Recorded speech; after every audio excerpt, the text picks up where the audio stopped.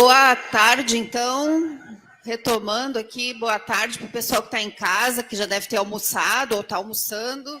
Para nós aqui ainda é bom dia, né? Que a gente não almoçou. Mas depois dessa primeira parte sobre a Revolução Russa, me coube, então, trazer para vocês um pouco da discussão e do acúmulo sobre a questão do fascismo e do nazismo. Como vocês sabem, o fascismo ele nasceu na Itália e o nazismo na Alemanha. E foi exatamente fruto de um processo político revolucionário. E, portanto, eu achei interessante trazer um pouco para vocês um pouco do processo histórico da Revolução na Alemanha, que é o que eu conheço mais, né? E acho que é mais interessante também por ser o país de onde vem o Marx, a Rosa Luxemburgo, e onde havia um partido social-democrata, que na época todos os partidos socialistas da esquerda eram denominados partidos sociais-democratas, né? O próprio partido na Rússia, vocês se lembram, era o Partido Operário Social-Democrata Russo. E na Alemanha havia um partido social-democrata muito forte. A Alemanha, embora fosse um país muito mais desenvolvido, muito mais industrializado do que a Rússia, ela também era uma monarquia.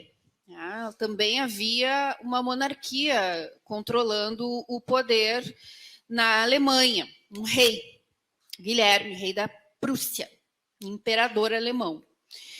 E então era uma expressão também desse desenvolvimento desigual e combinado, né, o qual o Trotsky falava, porque havia um Estado moderno, industrializado, numa casca política autoritária e semifeudal. E lá nasce, então, a social-democracia alemã, que em 1877 já é um partido muito forte. Tá? A social-democracia alemã tinha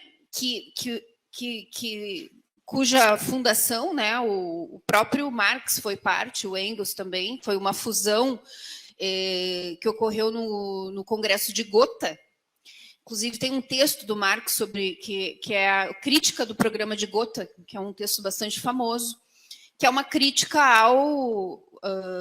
ao programa que foi aprovado nesse Congresso de 1875, onde haviam 56 marxistas e 73 lassalistas. O Lassalle era um dos criadores, um dos fundadores do movimento operário alemão, e tinha uma posição mais próxima do que nós conhecemos hoje como social-democracia, né? Defendia cooperativismo financiado pelo Estado, toda uma elaboração política menos revolucionária, né, em comparação com o Marx. E o Bebel, que era a expressão, digamos, da ala marxista dentro da social-democracia alemã, eles se unificam, eram dois grupos, se unificam em base a um programa reformista, tá? Que é esse programa de Gotha que o Marx critica nesse texto. E esse partido ele tem uma força extraordinária dentro do contexto alemão, né? Sofre perseguições, sofre censuras, mas em 1877 eles chegam a ter 12 deputados no parlamento alemão e ser o quarto partido do país em número de votos, né? Depois vem todo um período de perseguição e de fechamento do regime, com muita perseguição e muita prisão, né? E depois cai essa lei antissocialista e a social-democracia cresce ainda mais nesse contexto. Eles chegam a 35 deputados em 1890. né? E voltam à legalidade com um novo programa de compromisso entre os reformistas e os revolucionários. Então, o Partido da Social-Democracia Alemã, ele tem uma semelhança muito grande com o Partido da Social-Democracia Russa que o Patrick e o Júlio explicaram, né? O que era na Rússia eram os mencheviques e os bolcheviques. E qual era a discussão que ocorreu lá na Rússia em 1905, quando essa divisão fica mais explicitada no Partido da Social-Democracia Russa? Era uma discussão sobre qual era o caráter da Revolução Russa. O Roberto até escreveu um texto muito bom sobre isso, sobre as elaborações do Lenin em 1905. E o que acontece ali? Os mencheviques diziam que o caráter da Revolução Russa era burguês e que, portanto, quem iria conduzir essa revolução seria a burguesia. O grande protagonista da revolução seria a burguesia e caberia à classe operária apoiar junto para conquistar um regime democrático burguês, e a luta socialista ficaria para depois desse desenvolvimento capitalista na Rússia. O que os bolcheviques diziam, e o Trotsky também, embora eles tinham algumas matizes em relação a isso, né, como os meninos explicaram, e a Rosa Luxemburgo também. Tá? E a Rosa ela é polonesa, né? E a Polônia era parte do Império Russo. Então, a Rosa é muito parte também desse processo de debates da Revolução de 5 e depois de 17 também, mas principalmente da Revolução de 5. E a elaboração tanto dos bolcheviques como do Trotsky, como da Rosa, com algumas matizes entre eles, que não vem o caso aqui a gente entrar nessas minúcias, era de que, sim, o caráter poderia ser burguês, o Lenin dizia que era burguês o caráter da revolução, mas que as tarefas da revolução burguesa não poderiam ser cumpridas pela burguesia. Portanto, o grande protagonista dessa revolução, mesmo que burguesa, seria a classe operária. E que, por ser a classe operária a protagonista dessa revolução, ela não poderia se deter no estágio democrático burguês. Ela teria que ir além, porque os operários, uma vez no poder, não iriam se contentar em continuar sendo explorados pela burguesia. Iriam exigir que esse processo seguisse se desenvolvendo. Correto? Daí vem também a elaboração do Trotsky da Revolução Permanente e do Programa de Transição. Tá? O Patrick falou sobre o desenvolvimento desigual e combinado, que é a base econômica para essa elaboração do Trotsky sobre a Revolução Permanente e o Programa de Transição, que é justamente essa ideia de que a revolução precisa seguir, porque o proletariado, sendo o protagonista, sendo a direção desse processo, não vai se deter no estágio burguês e vai seguir. E que a chave para esse processo é o programa de transição, que são reivindicações democráticas que já não podem mais ser cumpridas pela burguesia, porque a burguesia deixou de ter um caráter progressista, como teve na Revolução Francesa. Porque na Revolução Francesa, as tarefas da Revolução Burguesa foram levadas adiante pela burguesia, pela pequena burguesia, né? Os jacobinos. E fizeram efetivamente reforma agrária, por exemplo, que é um dos pilares, né, da Revolução Burguesa, é a reforma agrária. Além de medidas democráticas, né, de participação popular, de eleições e de democratização das instituições do regime. E na Rússia, essa burguesia já não tinha esse caráter progressista. E também na Alemanha, né? E aí essa é a discussão que se instala na social-democracia alemã, onde a Rosa vai se mudar para lá, ela vai da Polônia para a Alemanha. Quem fez o nosso curso, né, sobre a Rosa deve lembrar um pouco disso.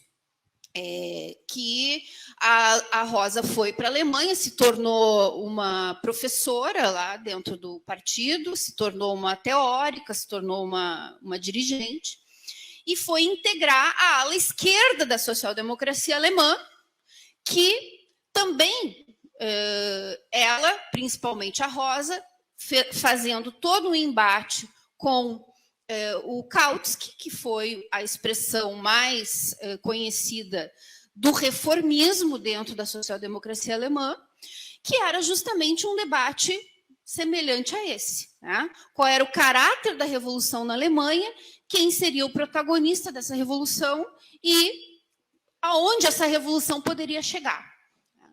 E a social-democracia alemã tinha, nesse embate da Rosa com o Kautsky, a Rosa com a aliança, né, com outro setor,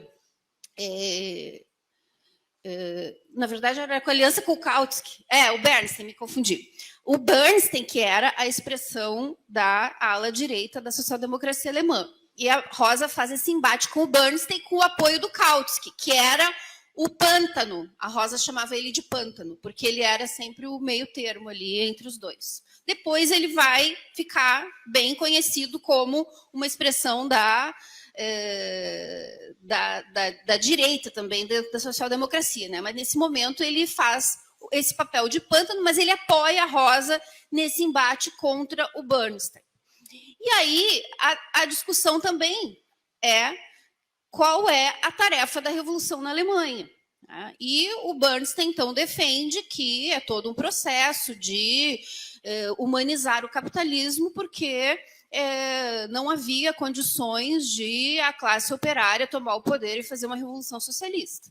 E a Rosa é, então, a expressão dessa necessidade de fazer cumprir as tarefas da Revolução Democrática, né, que ainda não haviam sido cumpridas na Alemanha, e seguir o processo, porque a classe operária não poderia se deter nesse estágio burguês da Revolução. Bom, o que acontece aí? A social-democracia é uma potência muito grande, né? Para vocês terem uma ideia, em 1914, a social-democracia alemã tinha 90 jornais diários. 90 jornais diários na Alemanha. Uma revista teórica que tinha 8.500 assinantes.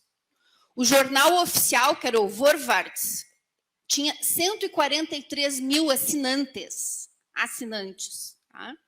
Então, em 1913, eles são o primeiro partido, o partido mais forte da Alemanha, com 110 de 397 deputados. Tá? 220 deputados nos parlamentos estaduais, 12 mil vereadores, 1 milhão de filiados em 1914 e 10 mil funcionários, né? Pessoas pagas pelo partido. Associações, movimentos, a central sindical, a Isabel Loureiro define que eles eram uma espécie de contra-sociedade, né? Era uma maneira de viver da classe trabalhadora, era se vincular à social-democracia e frequentar o partido, as suas festas, os seus eventos.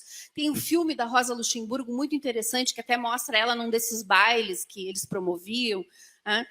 Mas, ao mesmo tempo, um partido que tinha uma casta, né, privilegiada ali dentro, que se mantinha também com o dinheiro do parlamento e que se beneficiava das estruturas burguesas já, né, de modo de vida. E tem dois personagens importantes aí, que é o Scheidman e o Noske, que eram deputados e que eram parte dessa máquina toda que comandava o partido. Vocês imaginem uma máquina partidária desse tamanho, né? Só com 10 mil funcionários a gente já pode ter uma ideia do tamanho que era esse partido. E a ala radical, que era a ala da Rosa, vai ficando cada vez mais isolada dentro do partido.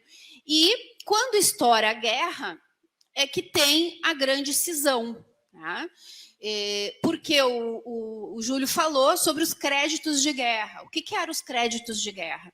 Era a autorização do parlamento para que o governo botasse dinheiro para ir à guerra. Tá? E a Primeira Guerra Mundial, como vocês sabem, era uma disputa interimperialista, né? Uma guerra de rapina imperialista.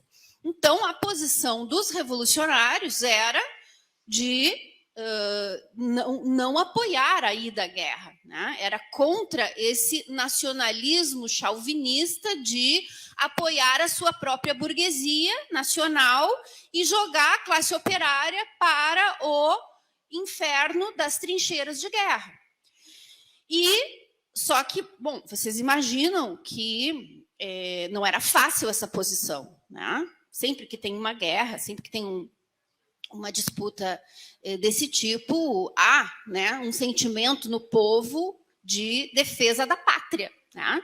Então, era uma posição contraintuitiva, digamos assim, dentro do senso comum. Né? E toda a bancada da social-democracia, na primeira votação, vota a favor dos créditos de guerra. Né? E a Rosa entra em surto, né? Furiosa com essa posição da bancada do partido. Depois tem uma segunda votação em dezembro, a primeira foi em agosto, e a segunda votação em dezembro de 14, o Karl Liebknecht é o único deputado que vota contra os créditos de guerra. Tá? Ele tinha, na primeira votação, se submetido, tinha sido contra, mas tinha se submetido à disciplina partidária. A disciplina partidária era muito levada a sério no parlamento. Mas na segunda ele rompe.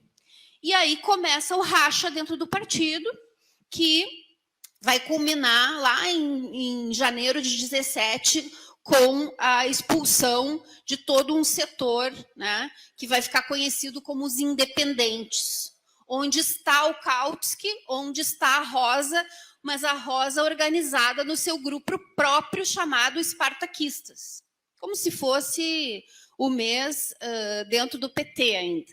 Tá? Então, a Rosa estava lá, nos independentes, que foi esse grupo mais amplo.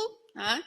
Vamos imaginar que quando teve aquele racha, né, lá que a gente foi expulsa, eu e a Heloísa, o Babá, etc., vamos imaginar que foi maior o racha, né? Que saiu todo aquele bloco de esquerda do PT, que eram uns 20 deputados lá, que eram contra a reforma da Previdência, digamos que eles ali tivessem saído, né, e formado um outro partido que não seria ainda o PSOL, seria um partido mais próximo ainda do que era o PT, só que com esse princípio fundamental, que era ser contrário à guerra, o que era um elemento fundamental naquele momento, né?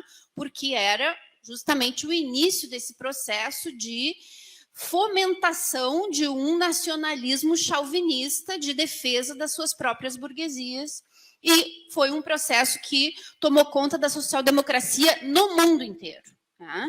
Então, foi um divisor de águas bastante importante dentro da esquerda.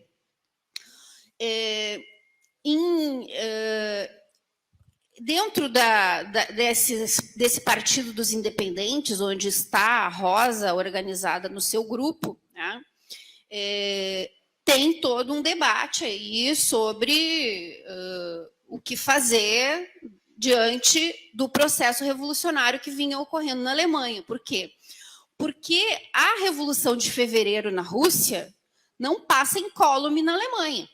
Tá? A Revolução de Fevereiro na Rússia provoca também um processo insurrecional na Alemanha, de greves, de lutas, de reivindicações pelo fim da guerra, porque a guerra vinha trazendo um processo de empobrecimento brutal também para o povo da Alemanha. Tá? E se criam também espécies de soviets, né, conselhos operários, só que eles ainda não tinham a força que teve os soviets na Rússia. Né?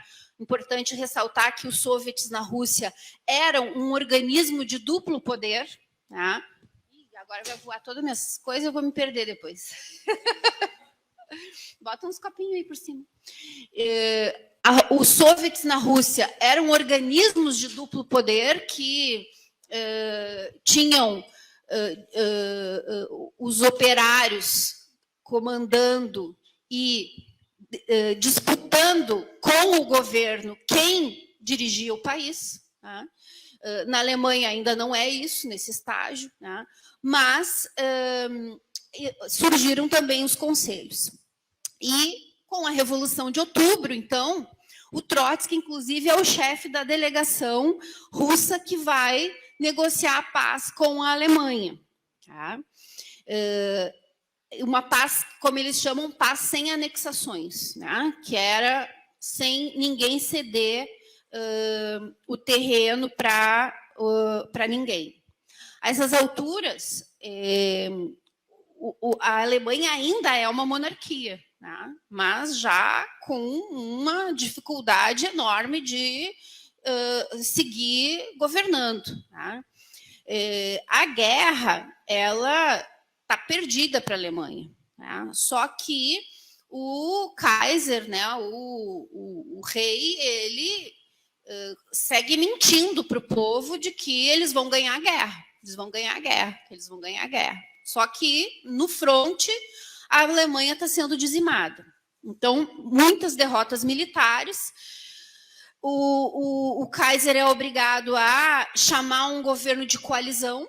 Né? Ele não abdica ainda no primeiro momento, mas ele chama um príncipe lá para integrar o governo, para ser o primeiro-ministro, digamos assim, o Max de Baden. E chama também a social-democracia, os liberais e o centro para compor o governo. E eles vão. Né? A social-democracia oficial, né? Não os independentes, porque aí já rachou. Né? Já são dois partidos, os oficiais, digamos, e os independentes. Os oficiais entram nesse governo de coalizão ainda antes da queda da monarquia, mas, em seguida, a monarquia não consegue resistir porque tem um levante, né, de marinheiros, os conselhos se espalham por toda a Alemanha, tem uma insurreição, os prisioneiros políticos são libertados, a Rosa, que estava presa nesse momento, também é libertada. E os majoritários, né, que são o que eu chamei de oficiais, na verdade eles eram chamados de majoritários, eles querem justamente evitar que na Alemanha se repita o que ocorreu na Rússia, porque o processo fervilha, né? Há uma insurreição em curso, há conselhos, há greves, há protestos, a monarquia teve que abdicar, o Kaiser foge para a Holanda, né? Em 9 de novembro de 18, essa é uma data importante da Revolução Alemã, que é justamente quando a onda revolucionária chega em Berlim e o Max de Baden, esse príncipe que estava ali, que era o cara que o Kaiser tinha botado para ser a cara do governo, transfere o poder para o Ebert. O Ebert é o representante da social-democracia dos majoritários dentro do governo, esse governo de coalizão, e aí ele assume o comando, né? E aí o Kaiser se manda e vai embora para a Holanda.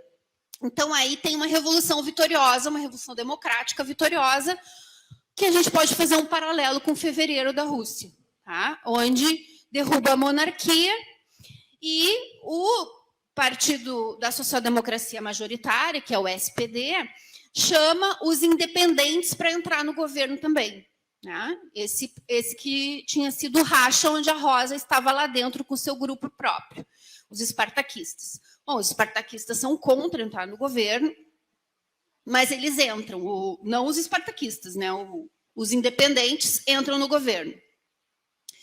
Entram no governo junto com a social-democracia, só que há um clima no país de muito apoio a esse governo, né? Porque, afinal de contas, derrubaram a monarquia, teve uma revolução vitoriosa. Então, a classe está se sentindo forte e vitoriosa porque derrubou e, afinal de contas, o nosso partido, a social-democracia, agora é o governo na Alemanha.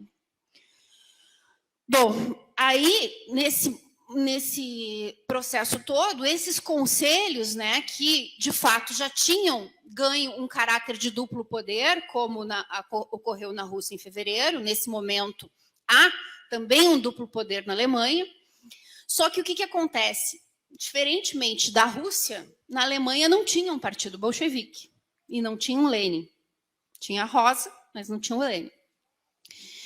E os conselhos eram dirigidos majoritariamente pelos majoritários, a social-democracia majoritária, e os independentes também tinham força. Né? Mas o grupo da Rosa era muito minoritário dentro dos conselhos. Quem dirigia mesmo eram os reformistas. Então, os conselhos acabam se suicidando, num certo sentido, né? Porque eles se viam e se colocam como transitórios para uma república parlamentar. Tá? E toda a linha dos espartaquistas dentro dos conselhos é a mesma linha do Lenin na Rússia. Todo poder aos conselhos. Quem tem que governar são os conselhos. Só que, diferente da Rússia, onde os bolcheviques ganham maioria dentro dos soviets com essa linha, em outubro os soviets tomam o poder, na Alemanha os conselhos aceitam, porque dirigidos pelos reformistas, aceitam abrir mão do poder e transferir todo o poder para esse governo parlamentar que vai ser encabeçado pela social-democracia, com o Ebert esse na linha de frente.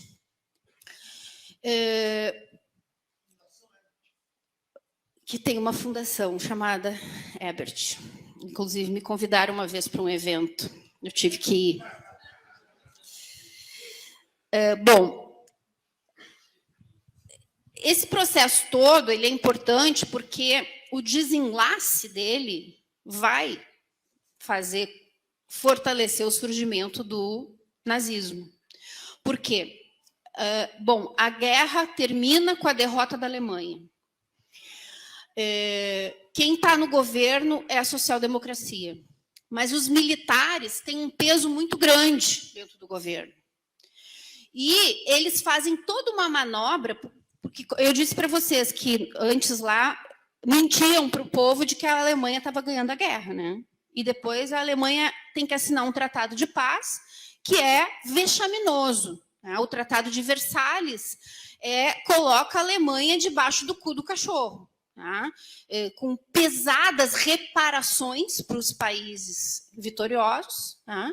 Em termos financeiros, e com a proibição de ter além de um determinado número de militares no exército, justamente para conter a força bélica, a força militar da Alemanha. Os países, né, os aliados, proíbem a Alemanha de ter um exército muito grande. Então, esses ex-soldados, né, eles ficam desempregados depois do fim da guerra. E a manobra que os militares fazem para fazer o povo acreditar que o Ebert, a social-democracia, eram os responsáveis por terem assinado aquele tratado vexaminoso. Porque se dependesse dos militares, a Alemanha seguia na guerra e tinha ganho a guerra. Eles contam essa história, que é totalmente mentirosa, precursora das fake news dos bolsonaristas. E eles, uma parte do povo acredita nisso, que realmente os militares poderiam ter ganho a guerra, mas a social-democracia quis assinar esse tratado vexaminoso, e aí segue essa campanha, né? Essa campanha permanente desse setor que começa também a se organizar como paramilitares, porque esses soldados que ficaram desempregados começam a se tornar milícias privadas. Eles chamam de Freikorps, que são os corpos livres, na tradução do alemão. Que de livres não tinham nada, eles eram financiados pela grande burguesia alemã, que queria manter o seu poder, né, através desses corpos militares que estavam a serviço dos seus interesses. Bom, Só que o processo revolucionário segue, porque o governo não dá respostas. O governo não consegue melhorar a situação econômica do povo. Realmente, o Tratado de Versalhes, ele trouxe dificuldades econômicas brutais para a Alemanha, porque muito dinheiro a Alemanha teve que pagar, né, para os outros países, especialmente a Inglaterra, né? Inclusive, não sei se eu anotei aqui, que a Inglaterra, com uma população muito menor do que a Alemanha, passou a ser a grande comandante da burguesia mundial, né? Bom, o que acontece? Uma nova insurreição acontece na Alemanha em janeiro de 19. Tá? Em janeiro de 19, há uma forte desilusão com o governo, há uma situação econômica desesperadora e o povo começa a contestar o governo e se rebelar. E quem tem a tarefa de reprimir essa nova insurreição, né, que depois ela fica conhecida como levante espartaquista, mas, na verdade, há uma controvérsia sobre isso, porque os espartaquistas eram parte desse processo, mas eles não controlavam, foi um processo muito espontâneo também, fruto realmente de uma situação dramática do povo. Ocupam jornais, ocupam rádios, só que não dá certo. Né? Não dá certo porque não tem direção, justamente porque não tem um partido bolchevique ali que comande esse processo, e que organize esse processo, e que dirija esse processo no sentido de uma tomada do poder mais coerente. Porque quem tem a força dentro do povo é a social-democracia e são os reformistas. Então, esse processo é derrotado e a social-democracia que está no poder, os independentes já tinham saído do governo, né, porque, à medida que o governo foi se desgastando, os independentes saem, e a social-democracia majoritária é a comandante do esmagamento desse levante. Inclusive, é aí, nesse processo, que a Rosa e o Karl Liebknecht vão ser assassinados em 15 de janeiro. Em 15 de janeiro. Bom, depois desse processo, a social-democracia ainda tem muita força. Né? Tem eleições em 19 de janeiro, os majoritários vão ter 11 milhões de votos, com 42 deputados, os independentes vão ter 15 deputados, e a direita vai ter 4,5 milhões de votos. E é uma bancada interessante essa, porque ela tinha, a bancada da social-democracia tinha lavadeiras, empregadas domésticas, amas secas, né? É a primeira vez que tem, é o primeiro país a ter deputadas mulheres, tá? São 37 mulheres eleitas nessa eleição. Bom, há uma Assembleia Constituinte, que tem todo um debate sobre a participação ou não nesse processo, que eu não vou entrar aqui nessa discussão, mas a Constituição de Weimar, que é o resultado desse processo constituinte, né? Weimar era a cidade onde a Constituinte se reuniu, ela dava, inclusive, poderes ditatoriais para o presidente da República. Tá? Tudo isso sob o comando da social-democracia majoritária. E, em 23, num novo processo revolucionário, porque o processo segue, né, à medida em que as consequências do Tratado de Versalhes vão se aprofundando e o conhecimento sobre o Tratado de Versalhes, que veio a público nessa época, o povo vai ficando cada vez mais furioso com o governo por causa da falta de respostas aos seus problemas. E é decretado, inclusive, o estado de sítio pelo governo da social-democracia em 23. E eles, então, governam numa coalizão com a burguesia, os majoritários, né? Eles governam, instituem esse governo fruto da Assembleia Constituinte, é um governo de coalizão com a burguesia, os conselhos são varridos do processo, né? Eles próprios, como eu falei, meio que se suicidaram, né, ao ter transferido o poder, e a Constituinte ignora a existência dos conselhos,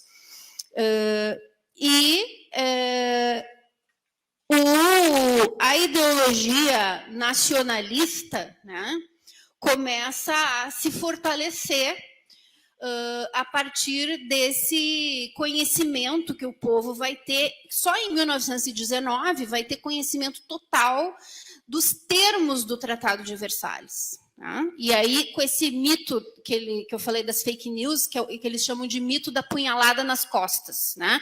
Que é como se a social-democracia, governo, tivesse dado uma punhalada nas costas dos militares e assinado aquele tratado vexaminoso que não precisava ter assinado, porque, afinal de contas, os militares estavam dispostos a ir até o fim e ganhar a guerra. E aí começa, então, um processo de cooptação das classes médias para o lado da direita. Tá? E tem, inclusive, uma tentativa de golpe, que eles chamam de putsch, né? Em março de 1920, o putsch de um oficial lá chamado Cap. Mas não dá certo também, e o Cap é derrotado por um grande movimento popular de apoio, né, à manutenção da democracia na Alemanha. Nesse momento, a Rosa e o Kohl já estão mortos, né? Mas o partido que eles fundaram, né, antes de morrer ainda, a Rosa e o Kohl Liebknecht fundam o Partido Comunista. Tá? E lá em janeiro, ali naquela onda revolucionária, onde depois culminou na morte da Rosa, eles saem dos independentes, há todo um debate também entre eles ali, se tinham que sair, se não tinham e tal, mas eles decidem sair e fundam o Partido Comunista. E o Partido Comunista ali já começou a se fortalecer nesse processo, né? Já chega a ter 100 mil membros, tá? Mas com uma posição aí já bastante complicada. Por quê? Porque eles, inclusive, condenam a participação no parlamento e nos sindicatos reformistas. Vocês já devem ter ouvido falar daquele livro do Lenin chamado a doença, Esquerdismo, a doença infantil do comunismo. O Lenin escreveu esse livro para eles, né, polemizando com o Partido Comunista da Alemanha, que não queria participar do parlamento nem dos partidos, nem dos sindicatos dirigidos pela social-democracia. Bom, estou passando muito rápido por tudo isso, porque todo esse processo, né, como vocês viram, levou a social-democracia compartilhar um governo com a burguesia, que acabou, dentro do contexto da Alemanha, levando a esse fortalecimento da direita. E lá em 1921, o KPD, que é o Partido Comunista, tenta, inclusive, tomar o poder, num processo também de uma espécie de ação isolada, né? E eles também são derrotados, vão para o isolamento político. Na verdade, o que acontece? Ali já está o Partido Comunista da Alemanha se submetendo aos interesses da Rússia. Tá? Então, eles tentam desesperadamente tomar o poder, porque a Rússia estava precisando de auxílio. Vocês se lembram que o Lenin disse que o destino da Revolução Russa dependia da Revolução Alemã. Tá? Então, o Partido Comunista da Alemanha tenta desesperadamente a tomada do poder para ajudar os russos, mas não consegue, e isso leva a um maior isolamento ainda dos comunistas dentro da Alemanha. E os problemas com as reparações da guerra e com a crise econômica ficam ainda mais graves e levam a um desgaste ainda maior do governo. Bom, aí eu vou ler para vocês um textinho que é um pouco longo, mas eu acho que ele é importante para entender o que estava acontecendo, nesse momento em que o fascismo começa a ganhar força. Esse texto é um relatório da Clara Zetkin. A Clara era uma das dirigentes da social-democracia e que acompanhou a Rosa em todas as suas movimentações políticas. Ela era companheirona da Rosa. E a Clara, então, faz, em 1923, um relatório sobre a situação da Alemanha para a Internacional Comunista, né? Que é a Internacional onde estavam todos os partidos comunistas, especialmente o da Rússia, que era o que estava no poder, né? Então, o relatório dela já é um relatório todo explicativo sobre o processo de fortalecimento do fascismo na Alemanha. Isso antes do Hitler tomar o poder, obviamente, né? 23, junho de 23. Então, ela diz assim: a princípio, a visão predominante era de que o fascismo não passava de um terror burguês violento. Suas características e efeitos supostamente similares àquelas do regime de Horthy na Hungria. Ainda que o fascismo e o regime de Horthy empreguem os mesmos métodos sanguinários e terroristas, que atingem o proletariado da mesma forma, a essência histórica dos dois fenômenos é inteiramente diferente. Então, aqui ela vai falar da diferença entre o fascismo e um governo de direita violento comum. O terror na Hungria começou após a derrota de uma luta revolucionária que inicialmente obteve sucesso.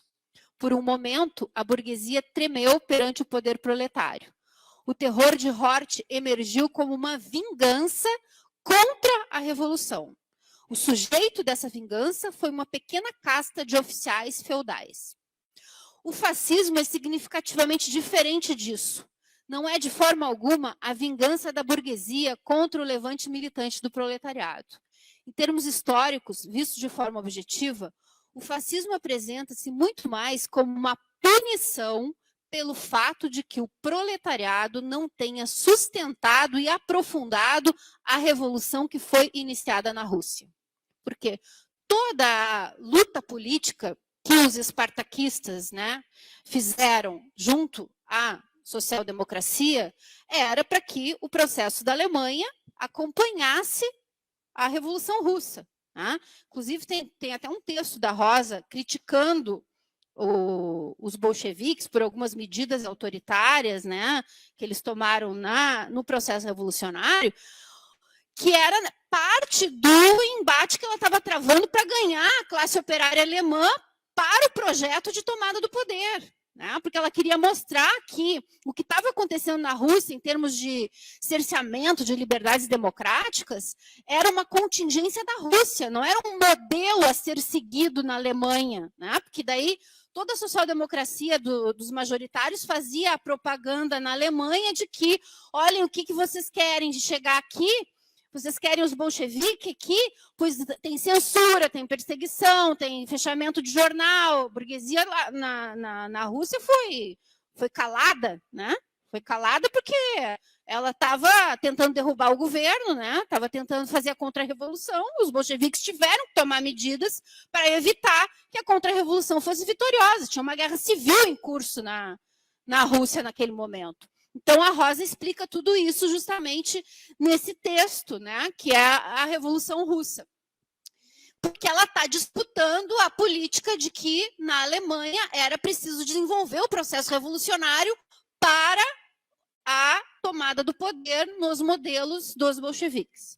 Então, a Clara está explicando aqui que o fascismo é fruto, né, dessa negativa da social-democracia alemã de seguir o processo revolucionário em direção à tomada do poder da classe trabalhadora e ao enfrentamento direto com a burguesia, que foi o que não ocorreu na Rússia, né? Que teve a tentativa de golpe e foi derrotada.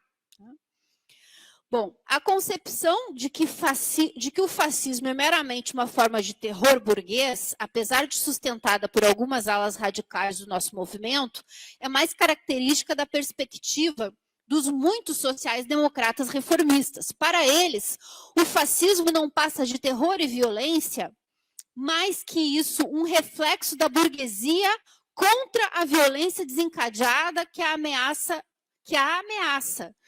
dela pelo proletariado contra a sociedade burguesa. Para os senhores reformistas, a Revolução Russa tem o mesmo significado que a mordida do fruto proibido no paraíso tem para os devotos da Bíblia. Eles a veem como a origem de todas as expressões do terrorismo nos nossos dias atuais. É como se as guerras de pilhagem imperialistas nunca tivessem acontecido, como se não existisse a ditadura da classe burguesa. Portanto, para os reformistas, o fascismo é uma consequência da Revolução Russa, o pecado original do proletariado no Jardim do Éden. Então, é um pouco... aqui a gente pode fazer um pouco de analogia com, guardadas as devidas proporções, mas com junho de 2013 e as conclusões dos reformistas, petistas, de que a ascensão do bolsonarismo foi resultado de junho de 2013, porque seria uma reação, né, ao levante do povo. Como vocês podem ver, o que nós dizemos aqui é muito mais próximo do que a Clara Zetkin está dizendo. Tudo guardadas as devidas proporções, porque o que a gente está dizendo? Que o fortalecimento do bolsonarismo se deu justamente porque o governo dos reformistas, que estava no poder naquele momento, que era Dilma, presidente, não deu as respostas para as demandas de junho de 2013. E foi aí que a direita se fortaleceu, porque as legítimas demandas de 2013 não tiveram resolução. E o setor da extrema-direita foi quem capitalizou aquele descontentamento.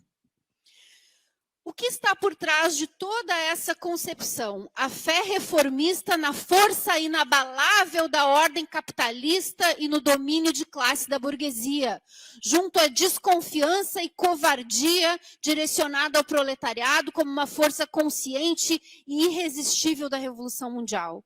Os reformistas veem o fascismo como uma expressão da inabalável e toda poderosa dominação de classe burguesa. O proletariado não estaria à altura da tarefa de enfrentá-lo, estaria condenado à derrota de antemão. Assim, nada resta ao proletariado além de retirar-se de cena de forma quieta e modesta e não incitar os tigres e leões da dominação de classe burguesa a uma luta por sua libertação e autogoverno. Resumindo, o proletariado deveria renunciar a tudo em nome do presente e do futuro, e aguardando pacientemente o momento em que alguma migalha será ganha pela via da democracia e da reforma. Defendo um ponto de vista oposto, assim como estou certa todos os comunistas. Vemos o fascismo como uma expressão da decadência e desintegração da economia capitalista e como um sintoma da dissolução do Estado burguês. Só podemos combater o fascismo se nos atentarmos para o fato de que ele desperta e arrasta consigo amplas massas sociais que perderam a segurança sobre a garantia de sua existência e, com isso, a sua crença na ordem social. As raízes do fascismo estão, de fato, na dissolução da economia capitalista e do Estado burguês. Já havia alguns sintomas da proletarização de camadas burguesas no capitalismo pré-guerra. A guerra destruiu a economia capitalista a partir de suas bases. Isso é evidente não apenas pelo empobrecimento assustador do proletariado, como também pela proletarização de amplas massas pequeno e médio burguesas, na situação de calamidade entre os pequenos camponeses, na aflição melancólica da inteligência. O transtorno dos intelectuais é ainda mais severo, dado que o capitalismo pré-guerra tomou medidas para produzi-los em excesso. Atualmente, todas essas camadas estão encarando o colapso das esperanças que elas depositaram na guerra. O que pesa, acima de tudo, sobre elas é a falta de segurança para a sua subsistência básica que ainda tinham antes da guerra. Poderia ler muito mais coisa aqui, mas eu já vi que o meu tempo está indo embora. Mas eu acho que essa parte é suficiente para vocês perceberem o quanto as vacilações, né, da social-democracia alemã foram fundamentais para que o fascismo pudesse avançar e o nazismo pudesse se consolidar. Eu trouxe para vocês também um conceito, né, que o Leandro Konder cunhou no seu livro Introdução ao Fascismo, que ele traz um pouco a generalização, né, do que é o fascismo como fenômeno político, né? Ele explica, inclusive, que é um dos fenômenos mais importantes do século XX, que nem todo movimento reacionário é fascista, e ele coloca que a direita é o gênero, né? E o fascismo é a espécie. Então, nem todo fascismo é de direita, mas nem toda direita é fascista. Tá? E que o fascismo é uma nova concepção política da direita. Que o Mussolini, que foi o primeiro, e depois o Hitler, são os pioneiros, e que eles representam, então, forças políticas que, numa determinada conjuntura, precisam dar respostas para manter, né, o sistema capitalista. Então, o fascismo é uma necessidade, em determinados momentos, para a manutenção do sistema, tá? Para que o sistema possa continuar garantindo os privilégios da burguesia. Então, ele diz assim: o fascismo é uma tendência que surge na fase imperialista do capitalismo, que procura se fortalecer nas condições de implantação do capitalismo monopolista de Estado, exprimindo-se através de uma política favorável à crescente concentração de capital. É um movimento político de conteúdo social conservador, que se disfarça sob uma máscara modernizadora, guiado pela ideologia de um pragmatismo radical, servindo-se de mitos irracionalistas e conciliando-os com procedimentos racionalistas formais de tipo manipulatório. É um movimento chauvinista, antiliberal, antidemocrático, antissocialista e antioperário.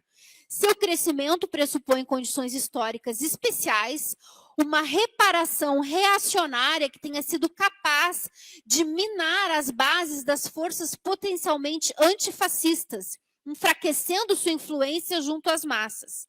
Pressupõe também as condições da chamada sociedade de massas de consumo dirigido, bem como a existência nela de um certo nível de fusão do capital bancário com o capital financeiro, isso é, a existência do capital financeiro. Então, esse livro do Leandro Konder é muito interessante, ele traz toda essa história, né, primeiro do surgimento do fascismo na Itália com o Mussolini, que o Mussolini tinha sido membro do Partido Socialista, né, e ele foi expulso do Partido Socialista justamente por defender o apoio à entrada da Itália na guerra. A mesma coisa que aconteceu lá na Alemanha com os sociais-democratas, só que o Mussolini, claro, de uma forma diferente, numa política totalmente chauvinista. O que é uma política chauvinista? Uma política diferente do nacionalismo, digamos, legítimo, né, dos povos que são oprimidos por outras nações, porque esse nacionalismo ele é fundamentalmente um nacionalismo defensivo, né? Ele é um nacionalismo que tem por objetivo defender os direitos do povo frente a a expoliação econômica resultado da estrutura do capitalismo. E o chauvinismo é um movimento nacionalista de autossupremacia, né? Que se reivindica um povo superior, que se reivindica um povo mais importante do que os demais povos. Né? Então, essa é a gênese do fascismo na Itália com o Mussolini, que o Hitler adotou e radicalizou, né? Inclusive trazendo junto o racismo, né? Que não é necessariamente uma característica do fascismo, né? Mas que na Alemanha teve esse degrau além, né? Que foi o racismo de combate aos judeus, porque era útil, né, ao Hitler dizer que os judeus eram uma raça que estava expoliando os alemães, porque, de fato, na Alemanha, o setor, havia um setor muito rico dos judeus, né?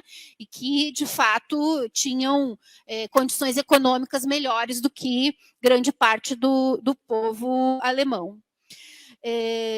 Então, mas é interessante também ressaltar, né, que a fragilidade das convicções democráticas e da confiança do povo nas suas próprias forças é um elemento fundamental também para o fortalecimento do fascismo. Tá? A desconfiança nas soluções coletivas, em benefício de soluções individuais. Por isso que a gente também vê muita gente que apoia o Bolsonaro, que foi do PT, que apoiou o Lula, que já votou muito no PT. Aliás, alguns dos bolsonaristas mais raivosos são os desiludidos, tá? Os que não encontraram mais, não viram mais saídas coletivas, porque apostaram numa saída coletiva, que era a saída apresentada pelo PT, que não deu certo para eles. Tá? Então, é aquela lógica de uns contra os outros e cada um tentando se safar individualmente da melhor maneira possível para si. Tá? E a outra questão fundamental é o papel da pequena burguesia no fascismo. Tá? A pequena burguesia, ela, por definição do Lenin, é um setor da classe social que oscila entre a classe trabalhadora e a burguesia, conforme os seus interesses. Ela não tem um projeto próprio de poder. Tá? Por isso, inclusive, o fascismo não é um regime da pequena burguesia, ele é um regime da grande burguesia. Tá? Quem sustenta e quem financiou o fascismo e o nazismo foi a grande burguesia. Mas a pequena burguesia, ela é fundamental dentro de um país, até porque ela, em geral, é muito numerosa, para dar respaldo à classe operária, para um projeto próprio da classe operária, ou para dar respaldo à burguesia para um projeto próprio da burguesia. E no caso da situação da Itália e da Alemanha, a pequena burguesia empobrecida, né, ganha, então, para esse projeto fascista, xenófobo e racista, que é o projeto do Hitler. E isso, obviamente, que dentro de um contexto econômico dramático, né? E que o sistema, dentro desse contexto econômico, o capitalismo, ele só poderia ser salvo, tá, com medidas extremamente duras contra o povo. Tá? Não tinha como fazer concessões mais ali. Tá?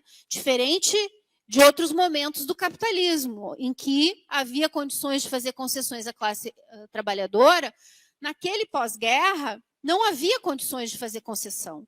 E para conseguir aplicar os planos de expoliação ainda maior da classe operária, era necessário um regime totalmente autoritário, tá? Totalmente ditatorial e totalmente controlador.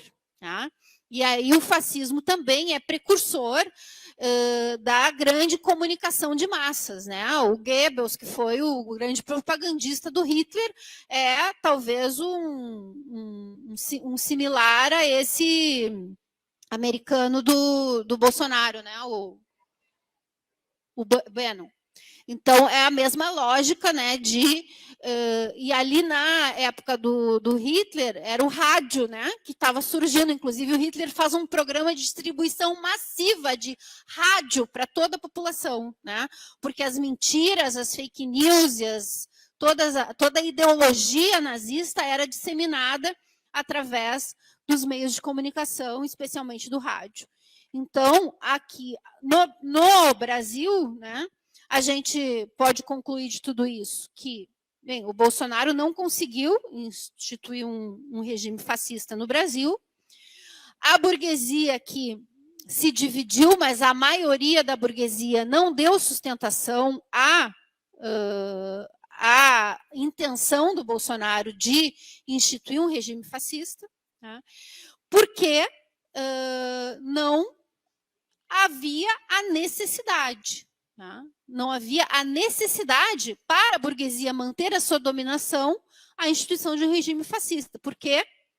Porque o Lula, né, como expressão de um setor democrático, que também é de aliança com a burguesia, não vai colocar em xeque o modelo econômico, não vai colocar em xeque o capital. Tá? Então, não é à toa que o Supremo Tribunal Federal reabilitou os direitos políticos do Lula. Tá? Porque a reabilitação dos direitos políticos do Lula foi a forma que a burguesia encontrou de garantir a estabilização da República. Porque o Bolsonaro não conseguiu estabilizar. E os seus arroubos, né, golpistas, não ajudaram a estabilizar. E, portanto, o Lula precisava voltar, né, com a sua força política, com a sua força eleitoral, para garantir, né, essa nova etapa de uma novíssima república, como alguém cunhou, né, de estabilização do regime de exploração. Agora, as contradições que vêm pela frente é que serão desafiadoras. Por quê? Porque a situação do capitalismo no mundo hoje não é uma situação que permita fazer concessões. Ao contrário, é uma situação de necessidade de ataques à classe trabalhadora. E por isso que as alternativas de extrema-direita estão crescendo em vários lugares do mundo. Tá? E, portanto, aqui no Brasil, a possibilidade da extrema-direita voltar a ter força política que a leve ao poder, né, porque vocês viram o resultado da eleição foi extremamente apertado, é real, porque o Lula não vai conseguir dar as respostas que o povo espera. Tá? Porque o sistema capitalista não permite essas concessões. Pode ter mais ou menos crise, mais ou menos ataques, isso, né, ainda está em aberto do que vai acontecer no próximo período, mas o certo é que não vai resolver, tá? Até porque não tem solução dentro do marco do capitalismo. Então, a derrota do fascismo, isso o Pachucanes, que é um outro marxista muito importante, muito útil também de ler, que ele formula bem claramente isso, o fascismo só pode ser definitivamente enterrado pelo fim do capitalismo. Tá? Porque enquanto houver capitalismo, o ovo da serpente do fascismo vai estar sempre ali, podendo nascer novamente. Porque conforme a crise, conforme o desespero das classes médias, conforme as vacilações da esquerda, né, essa alternativa que se apresenta como por fora do regime, como alternativa à exploração, à opressão dos operários, e ganham um setor da classe operária, né, é real e pode surgir novamente. E é por isso que, né, nós estamos defendendo com tanto afinco a necessidade do PSOL se manter independente em relação ao governo Lula. Porque se ao mesmo tempo que é verdade, né, que é necessário, do ponto de vista do combate à extrema-direita nesse momento, esse governo de coalizão do PT com a burguesia, né? E o Lula tem que dialogar com o Lira, tem que dialogar com o Centrão, tem que dialogar com todo mundo para impedir, né, que essa força latente da extrema-direita que se expressou com tanta força consiga se impor novamente. É mais verdade ainda que é pão para hoje, fome para amanhã, se não tiver uma esquerda consequente que possa estar também se fortalecendo nesse processo para poder disputar no momento em que o fascismo quiser novamente colocar as suas garras de fora. Então, era mais ou menos isso.